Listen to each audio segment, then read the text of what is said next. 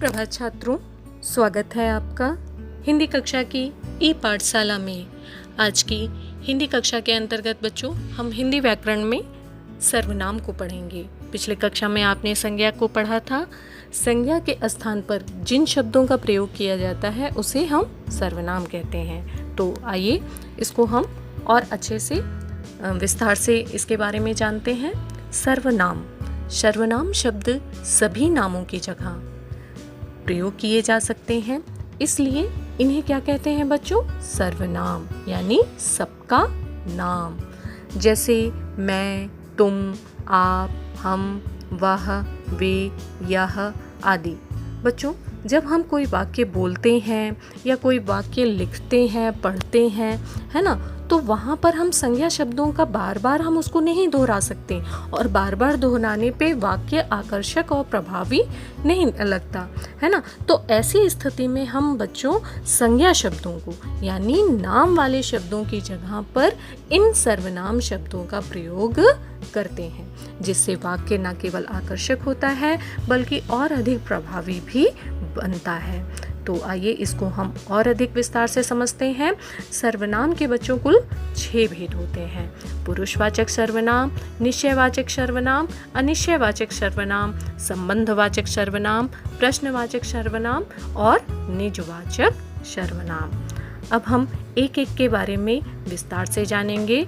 सबसे पहला है पुरुषवाचक सर्वनाम। जो सर्वनाम शब्द बोलने वाले, सुनने वाले या किसी अन्य व्यक्ति जिसके बारे में बात की जा रही हो के लिए प्रयोग किए जाते हैं, उन्हें पुरुषवाचक सर्वनाम कहते हैं। जैसे आप चित्र के माध्यम से इसको समझिए। मैं मेला देखने जा रहा हूँ, है ना। अपने बारे में बात हो रही है, खुद के बारे में बात हो रही है और मतलब व्यक्ति खुद के लिए जो बात अपने लिए कह रहा है, उस वहाँ पर कौन से सर्वनाम शब्द का प्रयोग होगा? पुरुषवाचक, यानी संज्ञा के स्थान पर, है ना। हम ऐसे थोड़े ना कहेंगे अपना नाम लेकर कि मैं मेला देखने जा रहा हूँ, है ना। तो हम क्या कहेंगे? मैं मेला देखने जा रहा हूँ। ये तो थोड़े ना कहेंगे कि रवि, खुद का नाम लेकर आप नहीं कह सकते ना। तो वहाँ पर हम क्या कहेंगे? कौन सा शब्द लगाएंगे? पुरुषवाचक सर्वनाम। चलिए आगे बढ़ते हैं बच्चों। निश्चयवाचक सर्वनाम, जैसा कि नाम से ही स्पष्ट है, जिन सर्वनाम शब्दों का प्रयोग किसी निश्चित व्यक्ति, वस्तु के लिए किया जाता है, उन्हें क्या कहते हैं बच्चों? निश्चयवाचक सर्वनाम। जिसे पता होता है कि किसके लिए और क्या कहा जा रहा है। निश्चित है कि जो चीज़ जिसके लिए कही जा रही है वो उसके लिए ही है। आइए हम इसको उदाहरण के माध्यम से समझते हैं। राम का घर वह है। यहाँ पे निश्चित है कि जो घर दिखाया जा रहा है वो किसका है? राम का। तो इसलिए इसमें कौन सा सर्वनाम का प्रयोग किया गया? निश्चयवाचक सर्वनाम। आगे बढ़ते हैं बच्चों। अनिश्चयवाचक सर्वनाम। अनिश्चयवाचक सर्वनाम, जिन सर्वनाम शब्दों से किसी व्यक्ति या वस्तु का बोध नहीं होता, उन्हें अनिश्चयवाचक सर्वनाम कहते हैं, है ना। जैसा कि नाम से स्पष्ट हो रहा है, अनिश्चित, है ना, कुछ भी पता नहीं है। आप चित्र के माध्यम से इसको समझिए। माँ पानी में कुछ पड़ा है ना। पानी में क्या पड़ा है बच्चे को पता नहीं है। इसका मतलब अनिश्चित है। कुछ भी हो सकता है, कीड़ा भी हो सकता है या कोई पदार्थ भी हो सकता है ना, या फिर कुछ कोई वस्तु भी हो सकती है। तो पानी में जो कुछ पड़ा है वो बच्चे को पता नहीं है, यानी अनिश्चित है। तो इसलिए इसमें कौन सा सर्वनाम है? अनिश्चयवाचक सर्वनाम शब्दों का प्रयोग किया गया है। अगला है बच्चों संबंधवाचक सर्वनाम। ऐसे सर्वनाम जो वाक्य के दूसरे शब्दों, है ना, संज्ञा या सर्वनाम का संबंध जोड़ते हैं, वे संबंधवाचक सर्वनाम कहलाते हैं। स्पष्ट है, दो वाक्यों को जोड़ने वाले शब्द सर्वनाम शब्द, है ना, जो दो स्वतंत्र वाक्य को आपस में जोड़ते हैं, ऐसे सर्वनाम शब्द को हम क्या कहते हैं? संबंधवाचक सर्वनाम। आइए हम इसको समझते हैं इस चित्र के माध्यम से। कल जो आया था वह आज भी आया है। चित्र में व्यक्ति कह रहा है कि कल जो आया था वह आज भी आया है ना। दो स्वतंत्र वाक्यों को दो सर्वनाम शब्दों से जोड़ने का प्रयास किया गया है। आगे बढ़ते हैं बच्चों। अगला है प्रश्नवाचक सर्वनाम। ये तो बहुत ही सरल है, नाम से ही स्पष्ट हो जा रहा है कि जिन सर्वनाम शब्दों का प्रयोग प्रश्न पूछने के लिए किया जाता है उन्हें प्रश्नवाचक सर्वनाम कहते हैं। मीरा तुम क्या खाओगी? मीरा अपनी सहेली से पूछ रही है कि तुम क्या खाओगी। क्या यानी प्रश्न, उसे पता नहीं है कि मीरा क्या खाएगी, इसलिए वो उससे पूछ रही है मीरा तुम क्या खाओगी। तो ऐसे शब्द जिससे प्रश्न का बोध हो, जिससे उत्तर की जिज्ञासा हो, ऐसे वाक्यों ऐसे शब्दों को प्रश्नवाचक सर्वनाम कहते हैं।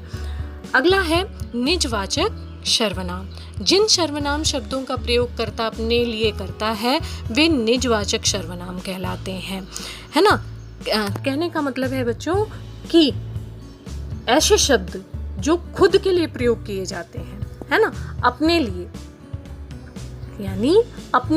यानी जो बात हो रही है, जो खुद के लिए बात हो रही है, वहाँ पे जब हम जो शब्दों का प्रयोग करते हैं वो कैसे सर्वनाम हो जाते हैं?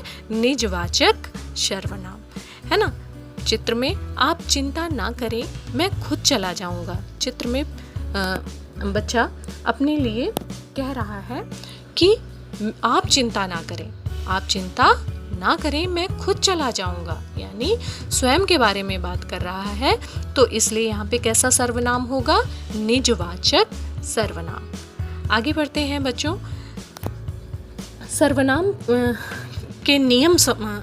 सर्वनाम के प्रयोग संबंधी कुछ नियम होते हैं बच्चों, जिन्हें हम जो प्रत्येक काल परिस्थिति में हमें ध्यान रखने आवश्यक होते हैं। आइए हम उनको जानते हैं। आदर प्रकट करने के लिए तुम की जगह आप और वह की जगह वे का प्रयोग होता है। स्पष्ट है, जब हम कोई वाक्य का प्रयोग करते हैं, चाहे वह लिखने में चाहे वह बोलने में, तो हमें ये ध्यान देना होता है कि हमसे यदि कोई बड़ा है जिसकी हम आदर करते हैं, जिसका हम रिस्पेक्ट करते हैं, तो हमें वहाँ पर तुम की जगह क्या प्रयोग करना चाहिए? आप। और वह की जगह कौन से शब्द का प्रयोग करना चाहिए? वे, है ना। कुछ लोग मैं की जगह हम का प्रयोग करते हैं। अगला नियम है बच्चों, कुछ लोग मैं की जगह, है ना, मैं घर जा रहा हूँ, जैसे कि मैं घर जा रहा हूँ, इसकी जगह हम घर जा रहे हैं। कुछ लोग, ये अपवाद है ना, मैं की जगह हम का प्रयोग भी करते हैं। सर्वनाम, अगला है सर्वनाम के लिंग का पता उसके साथ आई क्रिया को देखकर चलता है। यहाँ पर ध्यान देने की आवश्यकता है बच्चों। सर्वनाम का जो के लिंग का पता उसके साथ आई क्रिया, वह खेलने जा रहा है या वह खेलने जा रही है। स्पष्ट है, क्रिया से हमें पता चल जाता है कि सर्वनाम का लिंग क्या है। तो इस तरह से बच्चों आज की कक्षा में आपने सर्वनाम के भेद के बारे में विस्तार से जाना। आशा है आपको समझ में आ गया होगा। इसको आप एक बार पुनः दोहराएंगे। धन्यवाद।